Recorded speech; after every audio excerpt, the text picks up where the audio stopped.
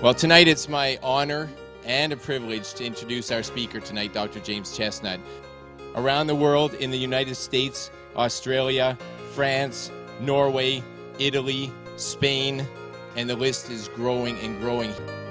His first degree is a Bachelor of Education in Physical Education.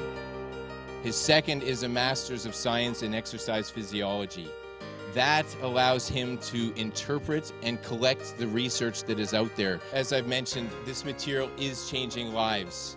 He is speaking about your daughter and your son and your parents and perhaps your future children, because you make the change now, you get to change the future generations. When you see him speak, it comes from a very personal place, because it is. Could you please help me and join me in welcoming Dr. James Chestnut.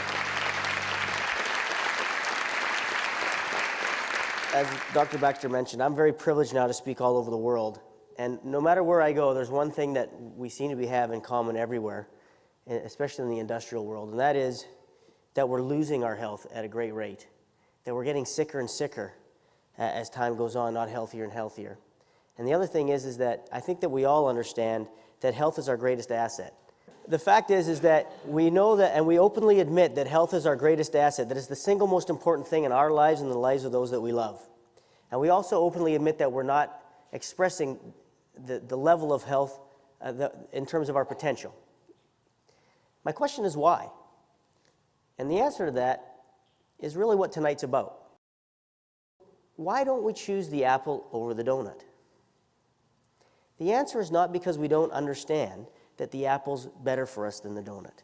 The answer is because we don't really understand the devastation of that donut and the devastation of missing that apple. The answer is really that at a conscious level, we have no idea really of the actual consequences of our choice. We are marketed literally to death, no pun intended. We are marketed to death to believe that our choices don't really have a consequence for us.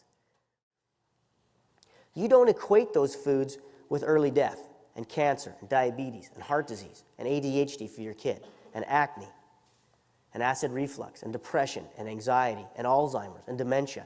You don't equate the donut with that. And you don't equate the apple with significantly reduced risk of all those things and a happier, longer, better life. You think the donut might pack on a few extra pounds. You think the donut might make your kid a bit squirrely for a little while. The truth is, it's poison. How many